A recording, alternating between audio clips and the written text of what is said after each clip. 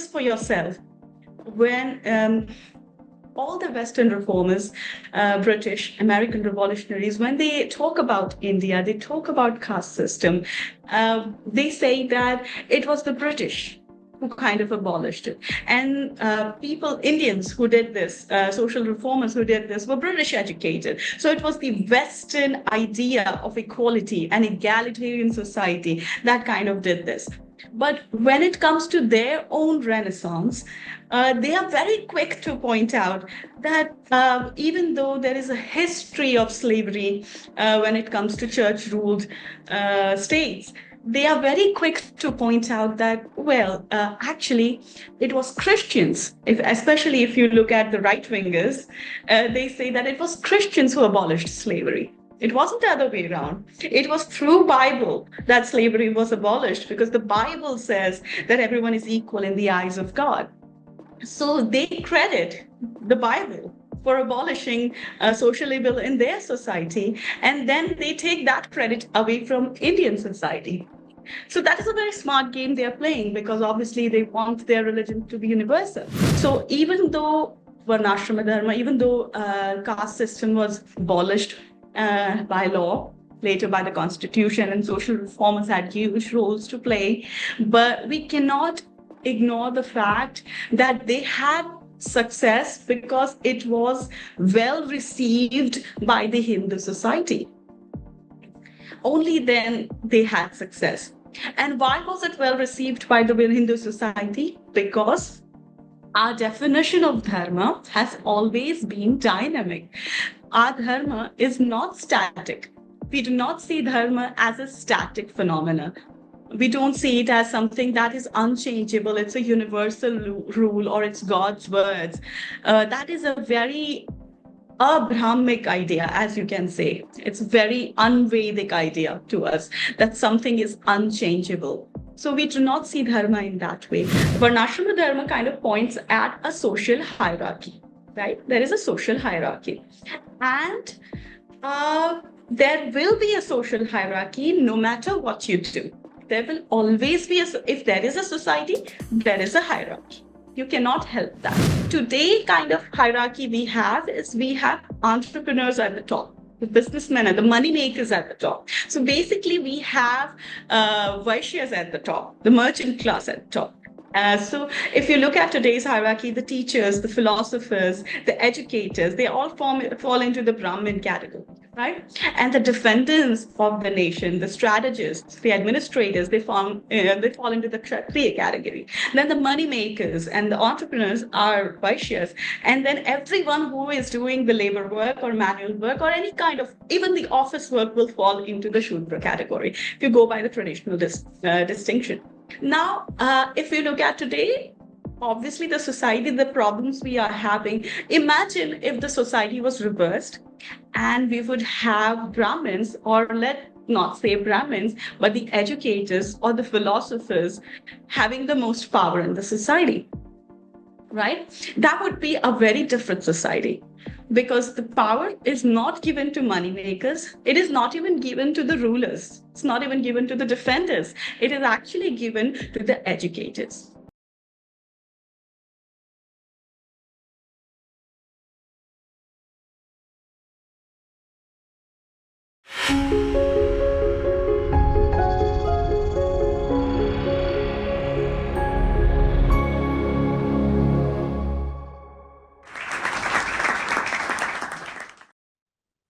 Namaste, ladies and gentlemen. I am Ojasvi Mishra, and I welcome you to another episode of Indic Talks.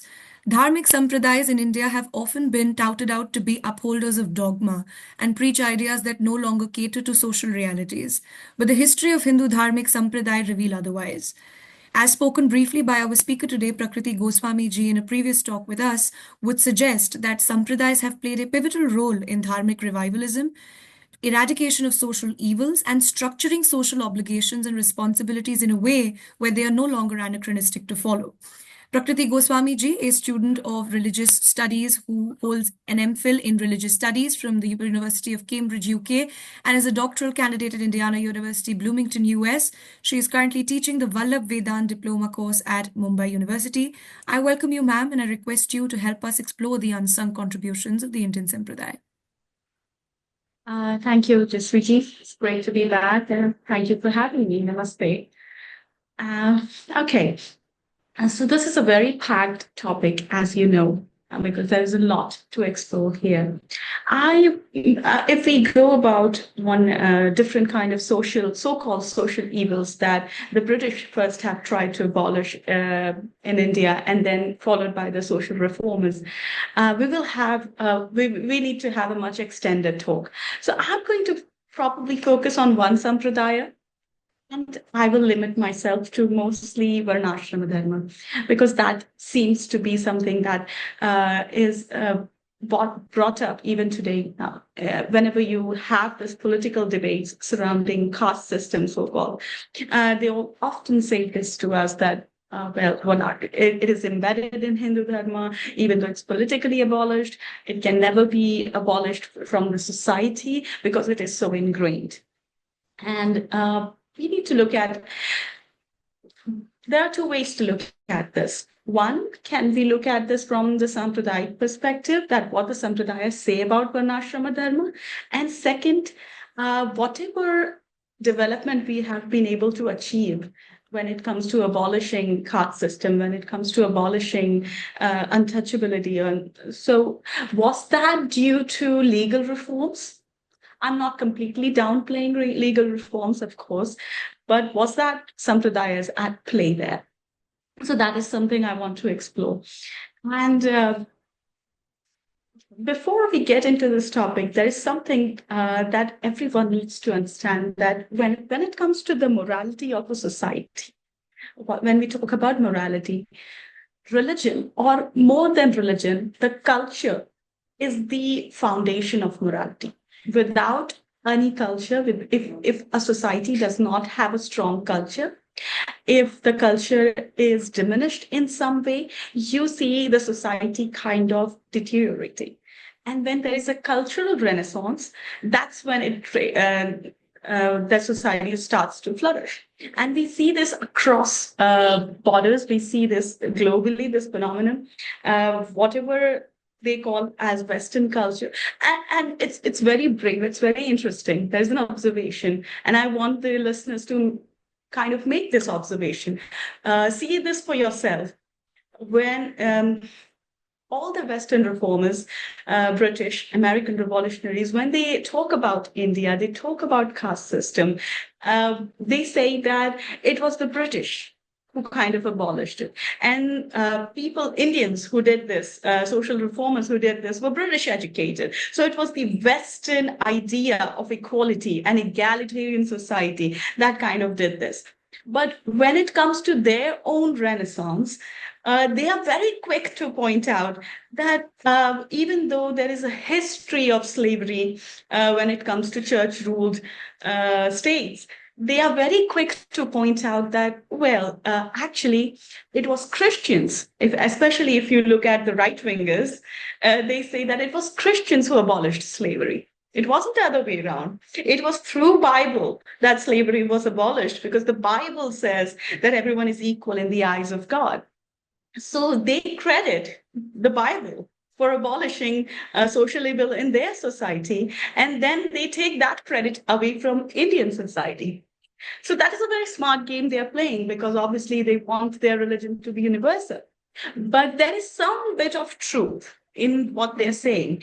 And I want the listeners to notice that the idea that any social evil can be abolished using the culture of the land is true. Because if the Civil War was not fought on the basis of the Bible, it would have been a much difficult war. I'm not saying that it would be impossible. You never know how history turns out.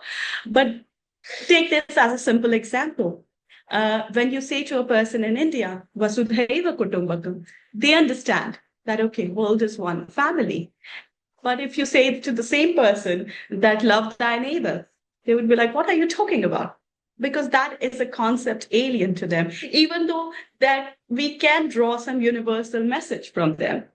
Both have some similar kind of moral innuendo, but still it will be very difficult to follow if you say, love thy neighbor. But same goes for the other culture. In American society, if you say love thy neighbor, it will be a very easy message to receive compared to if you say Vasudhaiva Kutumbakam. So yes, culture plays a role. So even though Varnashrama Dharma, even though caste system was abolished by law, later by the constitution, and social reformers had huge roles to play, but we cannot ignore the fact that they had success because it was well received by the Hindu society.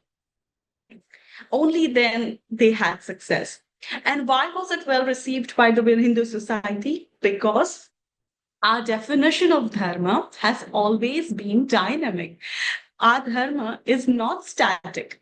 We do not see dharma as a static phenomenon. We don't see it as something that is unchangeable. It's a universal rule, or it's God's words.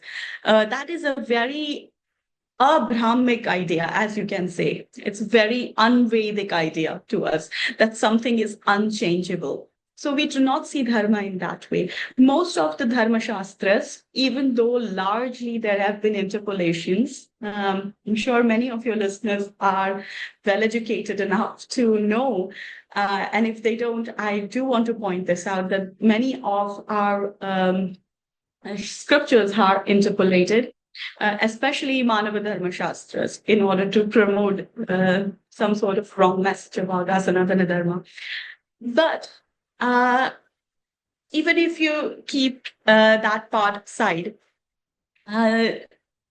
whenever you look at how dharma was defined in Manava Dharma Shastra, in Ramayanas, in our epics, or in our Puranas, it changes based on the context, based on the situation, and based on the age. What's the idea? Okay. So before we come to Vallabhacharya and Bhakti Sampradayas, let's look at how Varnashrama Dharma, why this system was in place. And why is it so difficult to kind of get rid of it? It's not difficult, but actually, if you look at it, Varnashrama Dharma kind of points at a social hierarchy, right? There is a social hierarchy. And there will be a social hierarchy no matter what you do. There will always be if there is a society, there is a hierarchy. You cannot help that, right? And if you look at it today, the kind of hierarchy we have, I'm not going to go here in the base, whether it was based on birth or by action, because that is a different debate. I obviously see that it's based on karmas, because there are a lot of evidence to support that. But let's keep that aside for a bit and just look at it as a structural hierarchy, right? So today, kind of hierarchy we have is we have entrepreneurs at the top, the businessmen and the money makers at the top. So basically, we have Vaishyas at the top, the merchant class at the top. So if you look at today's hierarchy, the teachers, the philosophers, the educators, they all fall into the Brahmin category, right? And the defenders of the nation, the strategists, the administrators, they fall into the Kshatriya category. Then the money makers and the entrepreneurs are Vaishyas. And then everyone who is doing the labor work or manual work or any kind of, even the office work, will fall into the Shudra category, if you go by the traditional distinction. Now, if you look at today, obviously the society, the problems we are having, imagine if the society was reversed and we would have Brahmins, or let not say Brahmins, but the educators or the philosophers having the most power in the society, right? That would be a very different society. Because the power is not given to money makers. It is not even given to the rulers. It's not even given to the defenders. It is actually given to the educators. And this system worked so well, which is why it worked for thousands of years before it got corrupted and changed into something else. That happens with every system. No matter how good a system you build, there will be eventually people who are going to manipulate the system, and then it corrupts the system. And that is why Vallabhacharya kind of says that Varnashrama dharmas are, especially in one of his texts called Sarvanirnay, he says that Varnashramatam dharma praya nashto bhavati, that Varnashram dharmas are praya in this day and age are practically, praya kind of used as to say that practically they are completely destroyed because the system is not working as it was intended to work. And now, why did they put Brahmins in the top? There is this huge misunderstanding that when it comes to the factors of untouchability, it was to protect the divinity of Brahmins, and it somehow put Brahmins on the pedestal that nobody could touch them. That was not the case. The idea of untouchability or idea of the Varna system and the different rules actually comes from the idea that the Vedas had this concept of shaucha, okay, which is basically hygiene. All right. And the Vedas have it. And even today, there is some form of shaucha in operation. Even the yogas talk about the Yoga Sutras of Patanjali talks about shaucha. So in Yama and Niyamas. So Shaucha has been a very crucial part of our culture. Now, what Shaucha basically means is if you are intending to perform something, any Vedic ritual, any rite, anything to do with divinity, then you need to maintain certain hygiene, which are actually very strict disciplinary rules. You cannot override those rules. And because Brahmins are given so much power, these educators, these philosophers, people who perform these rites were given so much power that they were at the top and they could actually dictate the kings how to rule. They were also bound by very strict boundaries. So if you do not follow this hygiene routine, if you do not do yajan, which is actually your job is to do the yajna, and also be a priest for performs a yajna for somebody else. Then you have to do adhyana and adhyapana, that you have to study the scriptures diligently every day, and then you also have to teach it to other people. And then there was dana and dakshina. So as you know that when you think of Brahmins, how the society makes them, how they are portrayed through films or through comic books or through different articles in academia, they are these money hungry people who all Brahmins are good for is asking for dakshinas. But one of the dharmas of Brahmin was also to give dana. So they had to give dana, and dakshina could only be accepted when they are offering a service, like performing a yajna or something. And if they are doing all of this, they had to follow a very strict hygiene. And it was not possible for everyone to follow those hygiene rules. Was simply because Brahmins had an environment built for that, because that was their whole job. That it was their job to perform the yajnas for themselves and for other people, and to perform upasanas of devatas for themselves and other people. That was their whole job definition. So they had an environment built for them. So if you look at traditional ashramas or mathas where Brahmins used to reside, that environment was enclosed because there was hygiene rules in place. For instance, some of it has been translated today, like if many Indians would know the menstrual hygiene restrictions for women, it was much harsher in Brahmin household. Or simple daily activities like using a restroom. And so there was a whole lot of bathing rituals that Brahmin had to do if he does that. So now you can see that this actually hygiene rules monitored their day-to-day life, right? Simple day-to-day activities. So obviously it is not possible for a Kshatriya to follow that if he's on the battlefield defending, if he's staying in army camps, or if he's an administrator who is that kind of operating citywide. It's not possible for him to follow. It is even more difficult for the Vaishyas to follow because they are traveling. And while traveling, there is so many things that you have to compromise, even today. So imagine when this travel was so difficult, they had to travel by foot, sleep wherever possible in somebody's home, and actually that is how we got this whole principle of Atithi Devo Bhava, because it was a genuine case in those times. So it was even more difficult for Vaishyas. And then when it comes to Shudras or somebody who is doing manual labor, it was mostly Shudra class was manual labor, because right now we have office work, which can technically be classified as a job that Shudra would do. Because it is not there, you are not owning anything. So you're getting paid for your work, which is actually labor, right? But that time it was mostly manual.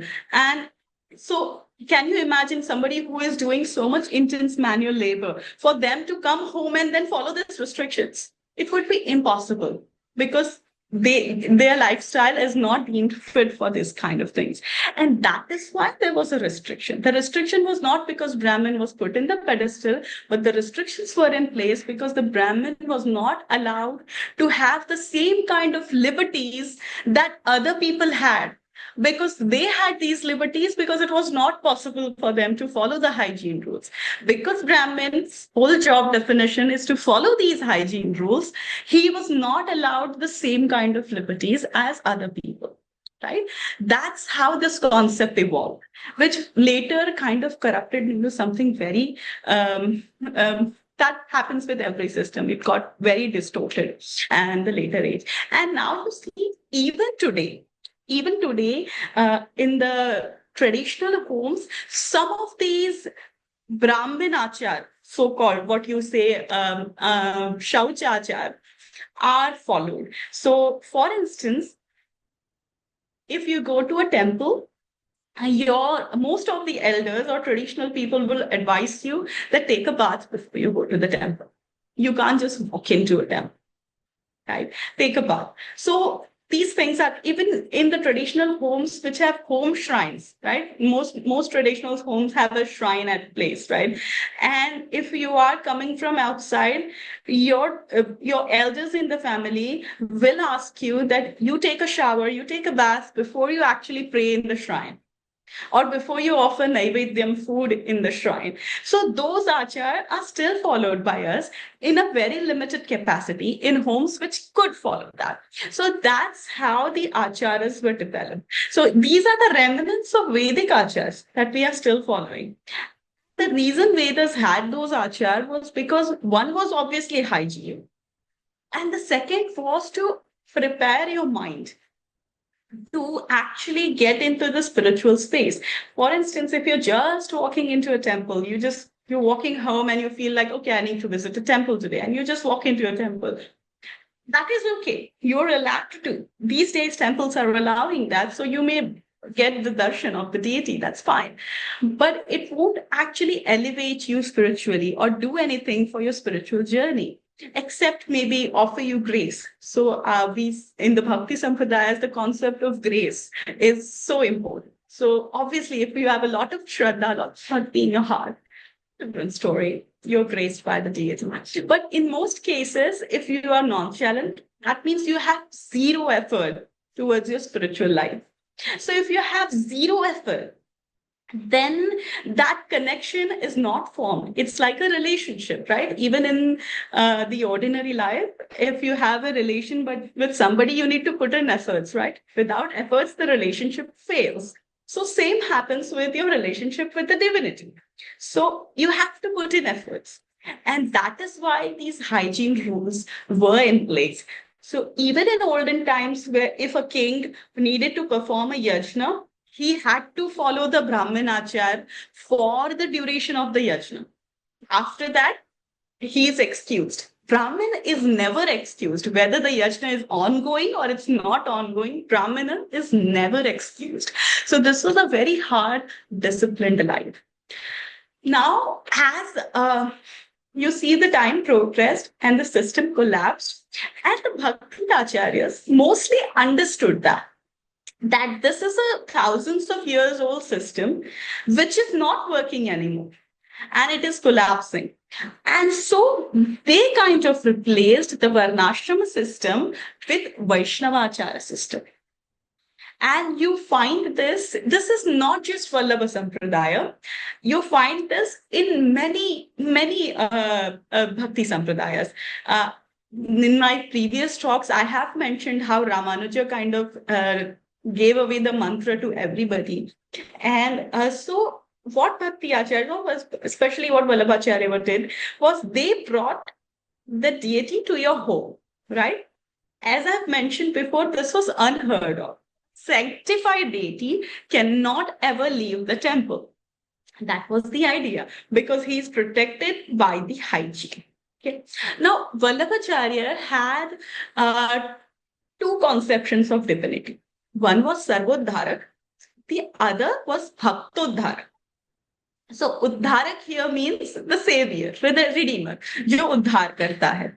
So, the Sarvodharak is the deity who is for everyone, right? He is there to bless everybody. And then there is a Bhaktodharak deity who is a personalized deity who is here to bless the Bhakta who is actually worshipping him. So, if I have a deity at my home, he is just for me. He is not for everybody. So anyone who comes to my house cannot demand that I want to see your deity because they can't see the deity. He is mine. If you want to see, worship at a public place, then you have many temples in India who are open to everybody. So you can visit those temples. But this is my home shrine, and he is very personalized. He is for me. And this distinction, one obviously had a devotional reason behind it because you build a personalized connection with your deity. That was one thing. The other idea was when it comes to the Varnashrama Acharya. So, temple deity, even today, if you go to the south, especially in the South Indian temples, you see he is protected by the Vedic Acharya. So, the priests there would follow as much as possible. Obviously, nobody in this day and age can follow to the T. But whatever they could do, they are very highly disciplined and they would follow those acharas. And that is why the public is not allowed to touch the deity. There is no untouchability or nothing else involved except the fact that you are not following the level of hygiene or level of achar that the priest is following. So you're not allowed to touch him. But obviously, the deity is not restricted by these achars. These achars are in place for the priest to be in the mindset so that he is able to kind of make that connection. So whenever priest is blessing you on the behalf of the deity, he needs to be spiritually inclined to do so. And he can only be in that position if he's following the discipline. But the deity is God. God is not bound by anything, right? And that is why you can have him at home, and then in your home shrine, he will follow the discipline or the achars or the shaucha of your home, whatever that shaucha may be. It is not as strict as the temple shaucha, but it is still something, right? Like the example I gave, you would not touch the deity without shower. That is your level of shaucha because that is what you can afford. And but you need to keep that. If you kind of take liberties there, you take that for granted that, okay, now he's at your home. I can touch him whenever I want, however I want. I can worship him the way I want. That is not possible. Again, it will kind of disturb your spiritual progress. That was the idea. And so what Vallabhacharya did was he replaced the Varnashrama Dharma with Vaishnavacharya. That any devotee who is kind of initiating in this Bhakti Sampradaya can have the deity at home, right? And then he will operate on Brahmin Achar or Varnashrama Dharma, whatever level is possible for him. Not to that extent, but whatever level is possible for him. And which is why even today, you see that many Vaishnavas, especially if you go to Vrindavana, they will have this achar of, especially Radha Vallabh Sampradayas follow this very keenly. Like they will not eat something that has been touched by our lips. The concept of jhuta. Right? Whatever जो हम झूठा बोलते हैं कि ये झूठा है. Anything that touches your lips, you cannot offer to other person. In fact, even they themselves only touch their lips while they are having their lunch or dinner, like the food, the prasadam. Everything else, like drinking water, most of the time they do not touch their lips. That is the level of achar that they follow. Most Vaishnavas, traditional Vaishnavas, would follow this. And so they will not be keen to eat at somebody else's place, mainly because of this reason that that person is not following that level of hygiene. So it is not, so he kind of, Vallabhacharya kind of cut the Varnashrama achar from the idea of that you Brahmin needs to follow this achar or Varnashrama dharma. What he did, that this is a Bhakti Sampradaya. The Vedic system has collapsed of, so Varna and Ashrama, right? So there are 4 Varnas, there are 4 Ashramas. And nobody is going through the cycle of Ashramas today. Brahmacharya, Grahasth, Vanaprastha, and Sannyasa. Nobody is doing that. So that ashrama system is replaced by puja, archana, and bhakti. Right? And in Vallabha's tradition, it has been replaced by the concept of seva, which is devotional worship. Krishna. So obviously you replace ashrama with that, and then the varna. Now your varna is not determined by your occupation. Everyone is doing everything. So in that case, you have a basic hygiene system to actually sanction your ashram. Because even in those days when Varnashrama system was in place, the level of hygiene of a grahastha would be different from a sannyasi, from a vanaprasthi, so highest level of hygiene would be followed by a brahmacharya because he's living in the guru's place. So obviously he has more freedom to do that. As soon as you become a grihastha, if you're not a Brahmin especially, then you're starting your occupation, it goes down. Then when it comes to Vanaprastha, then it goes back to Brahmacharya level. And during sannyasa, especially if you are higher level of sannyasi, then even the Vedas give you liberties that you are so spiritually connected that you are disconnected from your own body.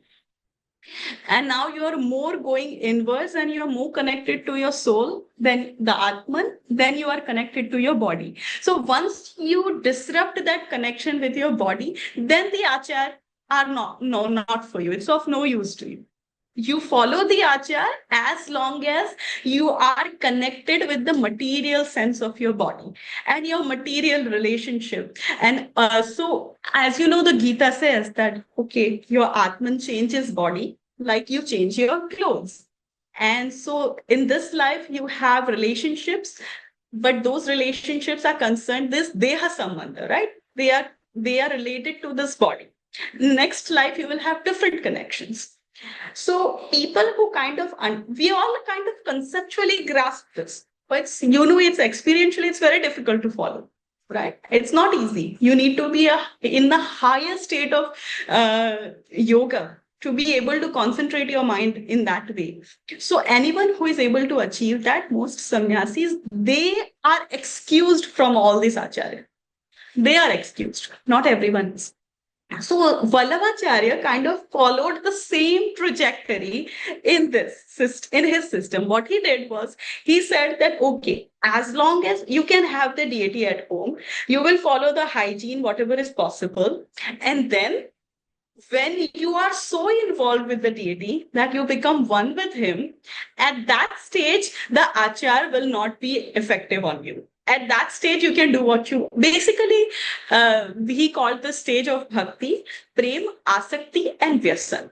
So you kind of are in love with the deity. Then there is an asakti, which is a level of attachment where beyond your worshipful interactions with your deity, everything else kind of fades away. Like that happens in a normal relation. When the relationship grows, you see your whole world kind of revolves around one person, right? Everything fades away. Happens when you are in love and that love grows, nourishes, that happens. Same thing happens in the love with God as well. So everything fades away. And then comes the stage, Vyasan is kind of an obsession. But it become a negative word. But obsession with divine is a good thing, which means that your mind, like in yoga, there is one-pointed concentration, right? So you have an object of concentration. You meditate upon that. So you have dhyana, dharana, and samadhi. During samadhi, you become one with that. Similarly, bhakti is a kind of yoga, but your method is different. So that is why most Bhakti Sampradayas would not have more than one deity. Most Bhakti Sampradayas, like if you look at Ramanuja Vaishnava, they will not, Ramanujacharya's Shri Vaishnava Sampradaya, they have Lakshmi Narayan as their deity. They will not even worship Ramakrishna, though it is the form of Lakshmi Narayan. But it breaks the concentration because you're concentrating upon the form of Lakshmi and Narayan. So that breaks the concentration because it's a different kind of form. It is a different kind of personality, especially when it comes to Rama and Krishna. So if you're worshipping Rama, Rama's personality is different, his swarupa is different, his form, his gunas, attributes are different. Same goes for Krishna. So that is why they will not worship Rama. Not that they don't recognize it's the same. It's there's not ignorance there, but it breaks the concentration. That is the reason. So they are falsely blamed that they're very narrow minded. They're not narrow minded, they are performing a kind of yoga where you are associating with one deity so that your mind can have one pointed concentration. And that leads to obsessive state where except your relationship with the divine, everything else completely dissolves. So you have one single identity, like me. For instance, if you look at Meera, her only identity was that she was a devotee of Krishna. Everything else, that she was a princess, she was somebody's wife, she was the queen of a state, everything dissolved. Right now, the only identity Meera has is that she was Krishna's devotee. She's so associated with Krishna. At that stage, then these achar are of no use to you because you are completely disconnected from your body. So he very masterfully, most of these Vaishnavacharyas kind of converted the system of Varnashrama into a devotional idea where anyone could be initiated, but then they had to follow some discipline in order to do that. And we get the proofs of how they achieved that because you have so many Muslim devotees, not only Shudra devotees, but even Muslim devotees. In fact, there is a story of Vallabhacharya where he was actually questioned by Brahmins of his age that you're allowing a Shudra to touch your water, but you're not allowing a Brahmin to do so. And he said that for me, a devotee of Krishna is above everything else. You see him as a Shudra, but I see him as a Vaishnava. So that is the difference. And my point of argument, if you look at what I said in the beginning, why I talked about culture, was that not just so Vallabhacharya had the influence in the western parts of India. Ramanujacharya had the influence in the southern part of India. Then in Bengal, you have Gaudiya Sampradaya. And in Braj region, you have Harivancha and Nimbarka Sampradaya. All these Sampradayas, Bhakti Sampradayas, what they did in by using Vaishnavacharya, they kind of dismantled, so subtly they dismantled the Varnashrama Dharma system. And that is why people were eager and easy to accept because it was never a new concept for us to say that Dharma is dynamic because we are always accepting of the changes in Dharma. And because culturally we had something else to fall back on, we had a bhakti to fall back on. Because if you dismantle the Vedic system, what replaces it? Bhakti is the answer. When I say Vedic system, I'm not saying bhakti is un-Vedic, okay? I'm not saying that. But I'm saying when a Vedic society is collapsed, so Varnashrama Dharma is Vedic definition of society, how society should be. When that collapses, what takes its place? It's never laws, it's never legalities. So at grassroots level, a very educated person would obviously say that, okay, it's unlawful. But at grassroots level, that's not what works. So when it comes to kind of mass scaled transformation or revolution, it's not the laws that work. It is the culture that works. And the culture of India has always been flexible, and the bhakti has been such a driving force in changing that idea in India. So that was something I wanted to lay out there. Um, Thank you very much, ma'am, for giving us that introduction. My question, at least for the very beginning, would be about, like, how you mentioned the what people may call the anti-caste move that Ramanujacharya ji had done. Could you give us some more examples of that from different sampradayas? I think that would be a good place to begin. yeah, sure. I mean, I had the names that I have right now is mostly coming from Vallabh Sampradaya. But if you even look at Chaitanya Sampradaya, you have Haridas Thakur, who's a Muslim by faith.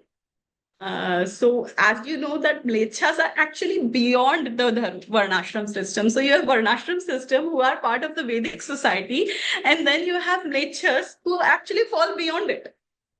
So, and Haridas Thakur was accepted as a Vaishnava when Brahmins used to come and worship him. And you have many such examples, even in Radha Harivansha Sampradaya. If you look at, I'm huge. I want to actually this is not a shout out, but actually I want to reference here Premanandji Maharaj, who has many such stories in his podcast. So you see that his sampradaya also works in that way. And then in Vallabha Sampradaya, you have Taj Bibi, who was a Mughal queen. So she was a devotee. You have Ras Khan. You have Peer Jadi, who was a daughter of a local hakim. And then you also had Thondi, who was actually addicted to some sort of substance, but that actually drove him to sing well. So he was actually when Vallabhacharya ji's son, Shri Vittalnath Goswami, he actually allowed him to sing in the temple of Srinath ji while using the substance because he believed that that actually made his voice beautiful because he was so addicted that he couldn't sing without the use. And so Vittalnath ji was like, the Varnashrama doesn't matter here. If you are able to sing well, it delights the Lord. And if it delights the Lord, that's all matters in bhakti. So you have Dhondi and you have numerous. And I'm just using the Muslim examples here. I'm using them, those people who are outside of the Varna system. Then you have numerous, the trustee of Srinathji temple during Vallabhacharya's son's reign was Sri Krishnadas Adhikari, who was a Shudra by caste. So he was actually the trustee of the temple. So we have numerous such examples. And here I do want to point out something interesting how they actually changed the society, especially Vallabhite Sampradaya.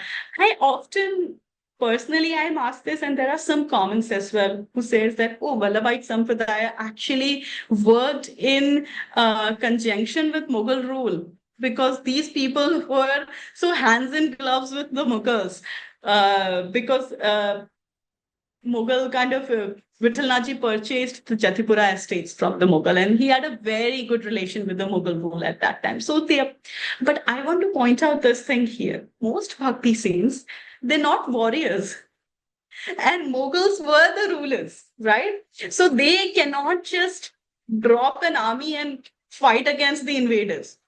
So what they did, what they could in protecting, safeguarding the society, and then kind of revolutionizing it using the Vedic ideas. And that is why Vishwanath you see when he purchased the Jatipura estate, especially from 1577 to 1588, you have lot of Mughal grants. And that was the time Taj Bibi also was initiated into the Sampradaya. And there are the sectarian literature says even Tansen was initiated. So if you look at all those period, the entire village of Gokul was transformed under Sri Vittalnathji. Before that, Gokul was not a thriving village. But then he came, Srinathji's temple was kind of established, and the worship was organized according to Vallabha tradition. And Krishnadas Adhikari was placed as a trustee. And you see, there are so many different sampradayas then thrived, which in religious studies, when we study the Vaishnavism of that area, we call it Braja Vaishnavism. We call it Braj Vaishnavism. And in Braj, there are four basic sampradayas: Vallabhacharya, Gaudiyas, Nimbarkis, and Radha Vallabhis. There are many, but these four were very famous. And they kind of adopted the culture of Braj. Even though Vallabhacharya was a Tailanga Brahmin, so he had a South Indian influence, but they adopted the culture of Braj and the Vedic, but they still kept connection with their Vedic, especially the three Sampradayas kept connection with the Vedic philosophy. And then, so they never openly disregarded the Vedas, because obviously they are Vedantins, so you have to respect the Vedas. Right, but keeping the Vedas in mind, they included such kind of people into their tradition if they were able to follow the Vaishnava Acharya. That's what they did, and that's how they changed the society. Uh, Ma'am, one of the things that we've seen over time is that a good society isn't that it doesn't have social evils in it, but it is to the ability to be able to call them out and then be able to initiate change. So when we actually talk about sati pratha or we talk about widow remarriage, which is something that is talked a lot, among common Indians, it is not that an existence of such a thing in a society makes a society bad, but in fact, people from within saying that this is a problem and then bringing about a change is what marks a good society, one that is self-sufficient in its moral compass. So somewhere or the other, I think that this is genetically ingrained in all of us, that we will be able to, point out our own mistakes. And so, how much of it do you think is still behaviorally expressed in Indians? Like, how much of our democracy is aided by this democratic behavior of ours that came before the word itself did? I think very little. And the reason is, what we have is, we formed our democracy based on the British ideas. So I think the founding fathers, as they call it, were not keen on that. That is why the ideas such as socialist and secular was not included in the original constitution. Because we wanted the idea of unity and diversity ingrained in the Vedas, right? Ekoham bahusya. So that was kind of ingrained in us, and that was the basis of our secularity. It wasn't the British ideal where we have to separate the church and the state. They needed to do that because church and the rule of church was what led to the inquisitions and all the atrocities that the kind of Christendom did. So they needed to separate that. We never had that necessity. So but what happened was, later, because our educational system was not was there have been very active measures taken to disconnect our education system from our culture, which is why what we have today has a very little dharmic influence. If we did, we would know that it was not the social. So, when you talk about who abolished slavery, we never know that it was Chhatrapati Shivaji Maharaj who abolished slavery 300 years before.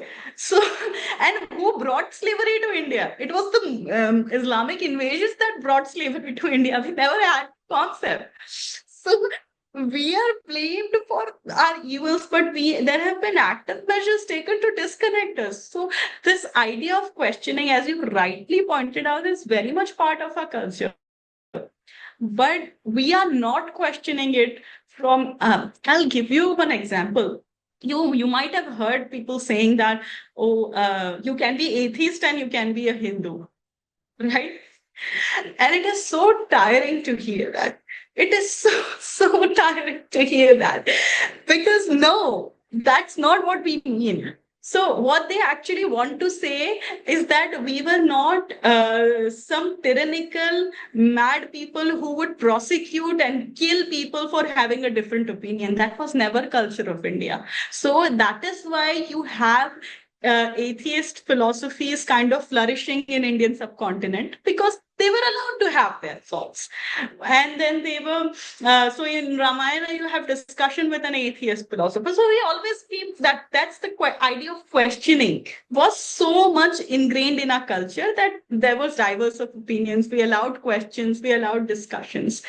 But if you are consider yourself to be Hindu, then you are actually following particular sampradaya. If not sampradaya, you're at least following a particular deity, or you're following a particular marga, right? You might be following a yogic path. So there is no deity, but there is some sort of sadhana involved, which kind of you can't be like I'm atheist and I'm a Hindu. That makes absolutely zero sense. So where do these ideas come from? These ideas come from the British and the Western, because at that time, the British, when they tried to count Indians, and they're like, okay, they're not prosecuting atheists, so atheism is allowed in Hinduism. So that was the simplified way of looking at it, and we are still running with that idea. So how disconnected we are with our culture. Ma'am, I think when you talk about disconnected with our culture, I think this is a really good time to talk about how preaching is happening. Of course, I think it has really fallen in Abrahamic ways. Of course, there is no, miracles being formed or anybody being, not being uncrippled. But I think preachers from different communities are coming on televisions or are, making the rounds on social media without having any Sanskrit knowledge.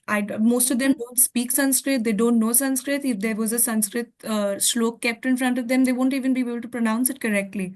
And much of what they are preaching in terms of solutions to people's problems who listen to them on a daily basis are not coming from actual citations or appropriate interpretations. It is, effectively just jumlebazi, just saying something that, looks like, oh, it's profound enough.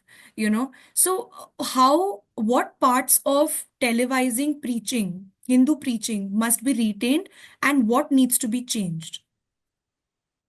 I think personally that it is very difficult to anyway kind of judge or govern who teaches what. So as I just mentioned, that was the kind of that has always been our culture. So and you have good people there as well. Like I'm gonna just mention one name, Premanandji Maharaj, because took that name earlier. I'm not aware of his Sanskrit education or anything, but I've never seen him say anything in Sanskrit. But when you look at his katha or his kind of preaching, you don't feel the need to for any Sanskrit to be there because there were many devotional saints who were local and regional. There are South Indians, there are Gujaratis, and if we actually look at people like Narsi Mehta and Dayaram Bhai, who are Gujarati saints, uh, if you look at their Gujarati writings, you see that, okay, they might definitely know the Vedas because they are actually talking about the Brahmavada of the Upanishads. But whether they had any Sanskrit knowledge or not, they never wrote anything in Sanskrit. So we always had that. You cannot kind of govern that. That is false true. But then this has to be actually governed by the people themselves.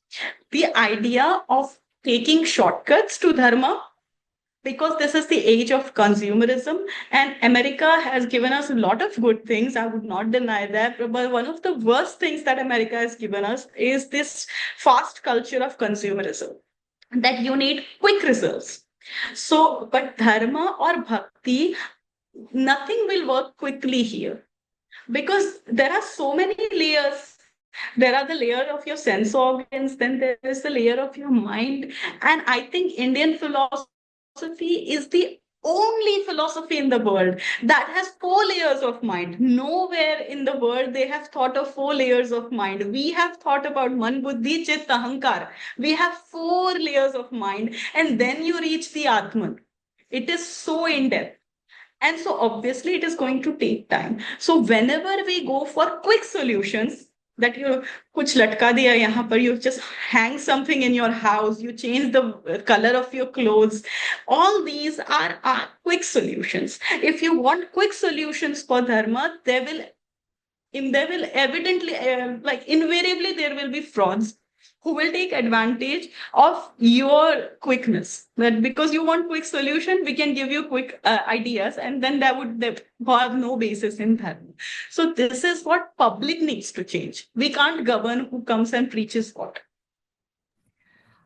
Ma'am, this brings me to one of the questions wherein, so when I say that, one is not able to understand Sanskrit and despite that they're preaching, what I mean by that is that there is like the only prerequisite to preaching now seems to be being a good orator. And that is tragic. Mhm. There needs to be something more to you. There needs to be knowledge. There needs to be experience. There needs to be exploration that enriches you to a certain pedestal where people are keeping you. So Mm. that's where the question of Sai Baba comes in. Of course, we have the culture of making temples for people who may not be gods or deities for that matter. Making temples in reverence for someone, even like for your parents, is something that is very much in our culture. But when somebody goes to lens like saying Sai Baba is Shiva avatar, or saying that he used to be a rishi, but he couldn't even read or write. So okay, he lived a great life and he performed miracles, but is that enough to deify someone? No, it's not even enough if there is someone who is actually, like if you say in case of Sri Hanumanji, we know for sure he's a Rudra avatar because our scriptures say so. And yet we have temples for Sri Hanumanji, and yet he is always placed at the feet of Sri Rama. And he's always be she says Jai Sri Ram and Sri Han. So we never forget that he is a devotee. You're never elevating him beyond Sri Rama, even though he is a Rudra avatar, right? So that's our culture. We always remember where. So here in this case of Sai Baba, where we don't even have scriptural acknowledgement, it's actually uh, it would be difficult to actually elevate some because okay, when it comes to preaching, so there two questions here. One is deifying somebody, and then there is the question of preaching. So if you say who is allowed to preach, then preaching can come from two sources. One is experiential source, and then other is scriptural. So for scriptural sources, you need to be well read, right? So that is true. You have to be well read. Whether you're well read in the Vedic Dharma Shastras, Upanishads, or you're well read in your own Sampradayic literature, different story. You can be well read in your own Sampradayic sources. That's okay. And then there are experience based. So somebody who has practiced spirituality all their life, and from their experience, they are teaching you something. That is okay. You can accept that. But then deifying somebody, the problem with deifying is, again, it takes the shortcut. I don't know what Sai Baba preached actually. I'm not not actually well versed with that.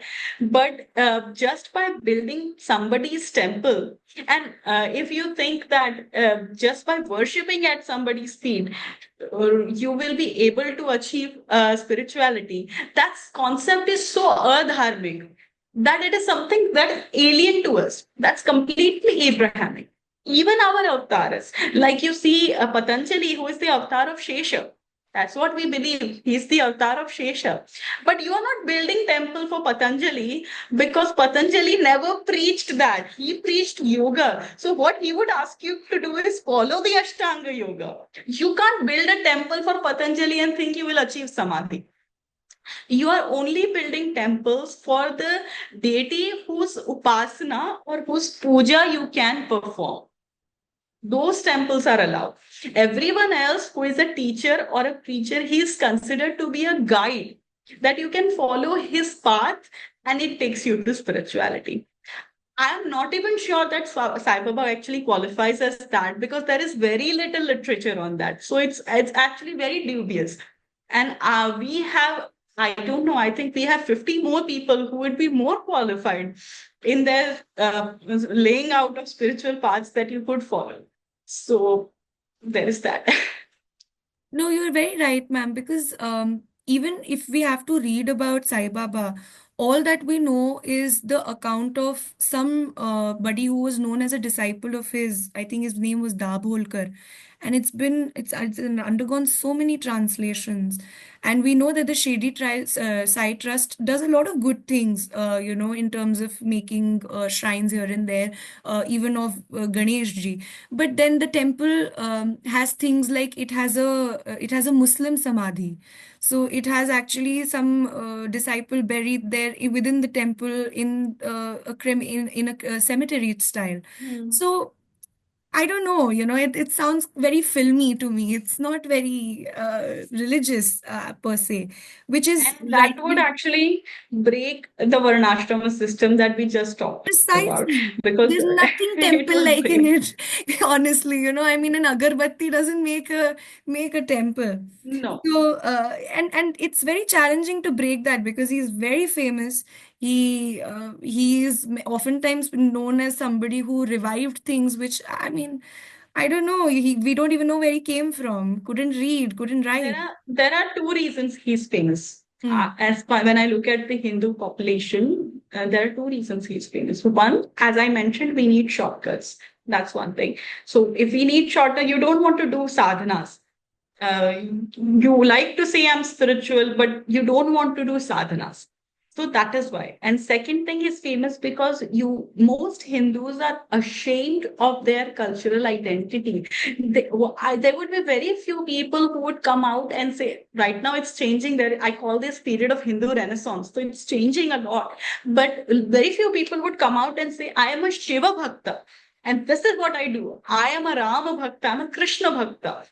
You would not associate yourself with these deities because it is ingrained in us, like the paper in I wrote this paper, making gods out of stone. So I wrote this paper and talked about this, that is so ingrained in our culture that we idol worship is bad. We do murti puja and yet we are afraid to talk about it. It somehow makes us feel backwards because that's how it was done to us by our education system.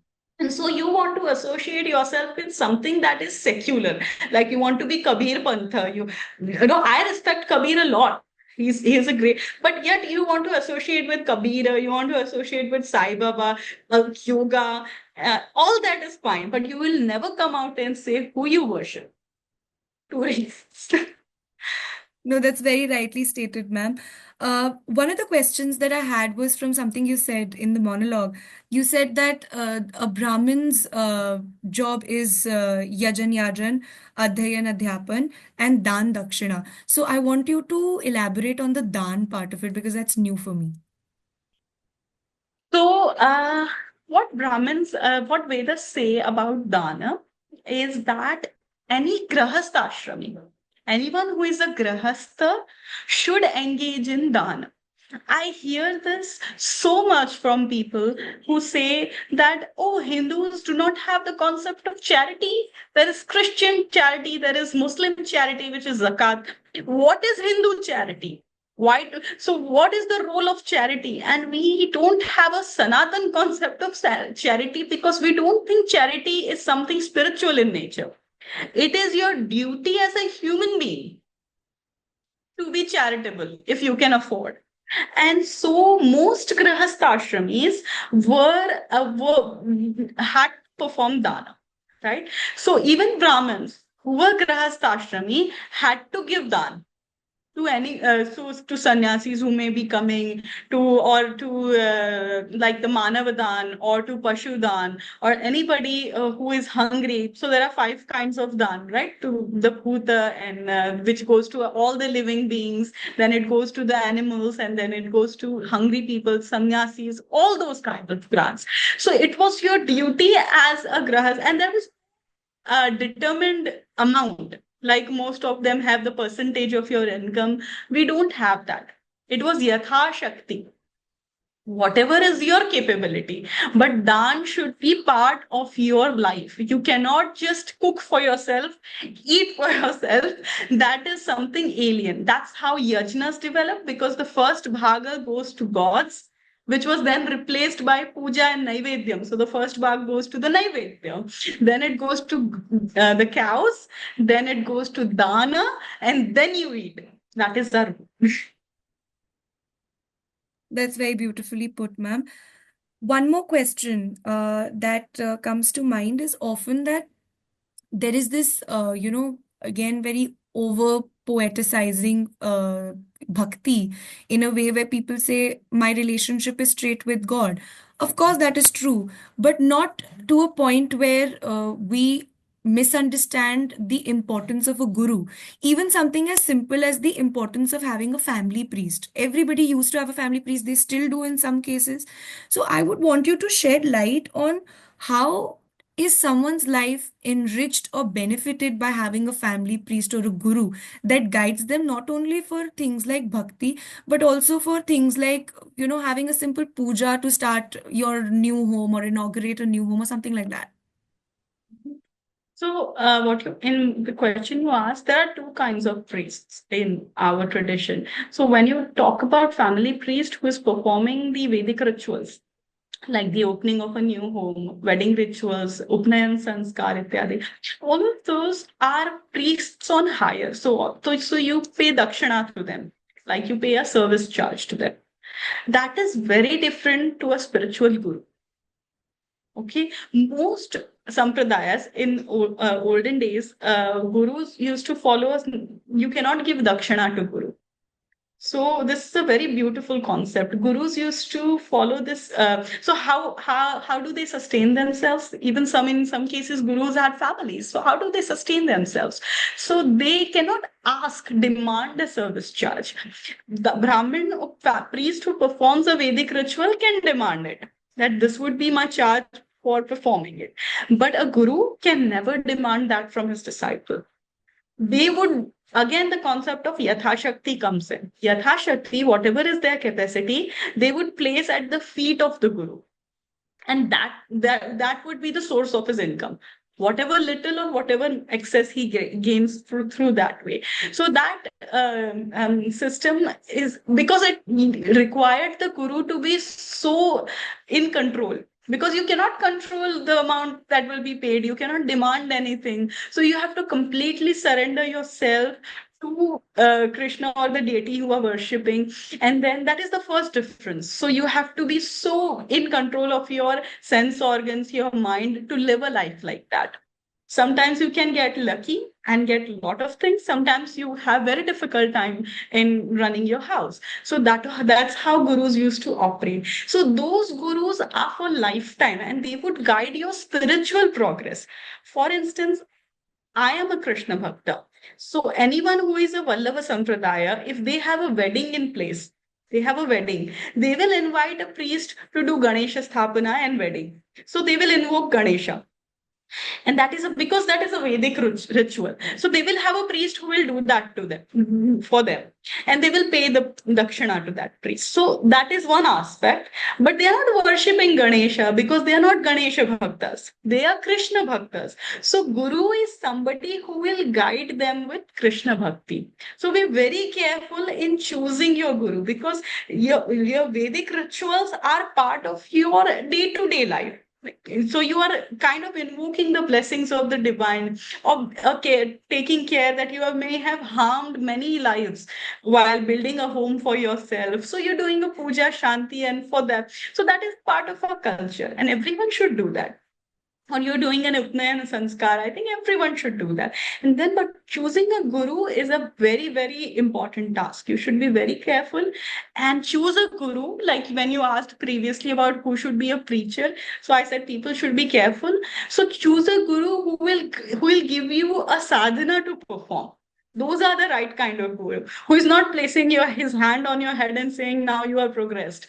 That is not a right guru. Any guru who kind of gives you a path that you have to put effort and work on, whether it is kind of puja that you have to do every day, recite a mantra, nama smaran, whatever.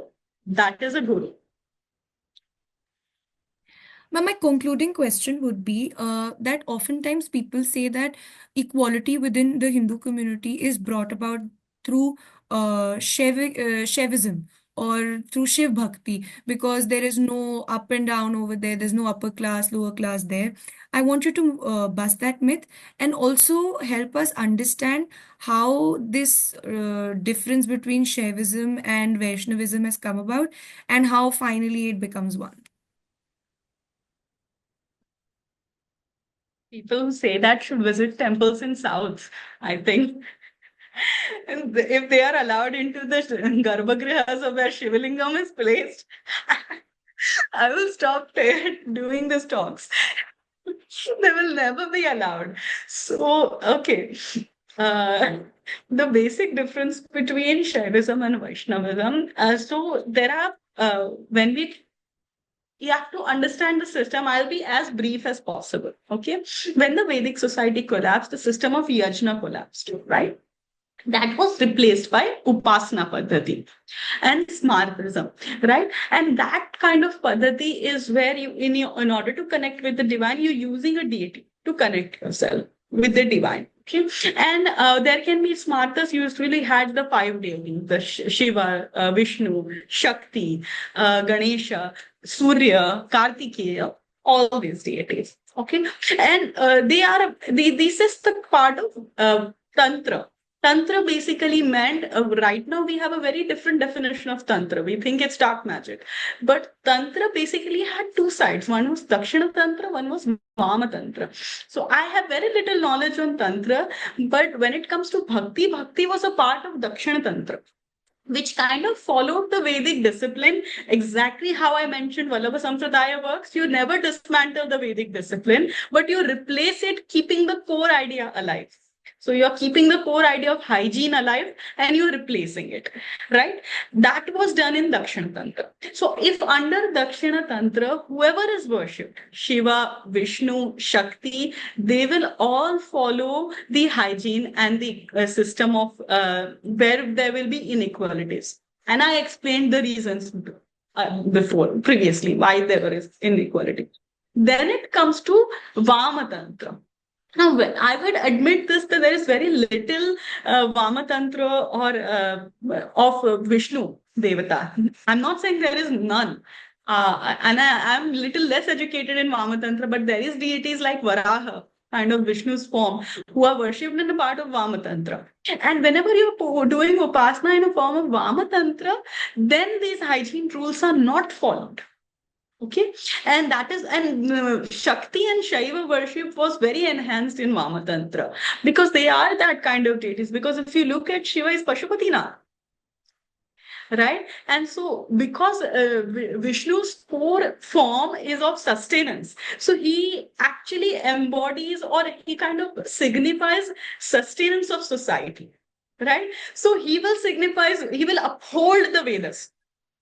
He is just the symbol for that. He is the sustainer and he will uphold the Vedas. So all his avatars are doing that. So kind of going, so if you look at Sri Ram and you do a Ghora Upasana of Sri Ram, it is possible, maybe it's possible, somebody who's a tantric should guide you, but it would be very different from the Swarup or the form of the deity. He is not a Ghora. Ram has a very Madhurya form. So that is the difference. Whereas Shiva, because he's a destroyer, Shakti, she's a destroyer. And so that was suited for that kind of bhakti. And that's where the Vama Tantra was more developed in Shaiva and Shakta traditions. But even when they have Dakshina Tantra worship, they will follow all the Vedic rules that Vaishnava Tantras follow. So Vama Tantra, ma'am, would be like, how people often point out that offerings of alcohol, meat, and all of that. So that'll be Vama Tantra. Exactly. Oh. We call it punch, the blood, the alcohol, everything. Yeah. But again, it is very corrupted these days. The idea was very different at that time. Again, this idea of disconnecting with your body. So if you are adequately disconnected with your body, then you can perform Vama Tantra. Because then you are not differentiating between good and bad. So you are not differentiating between hygiene and those kind of things. So you should be ready to be unhygienic yourself. You can't just offer alcohol to deity, have it and say it's prasadam. Thank you very much, ma'am. It's been the most enriching question and answer session we've had. As you've known that we've really looked forward to this talk, and finally that it's materialized. I hope that our viewers are able to benefit from it. We'll have many such talks with you. Thank you very much. Namaste. I had great experience being here. Thank you for having me. Namaskar.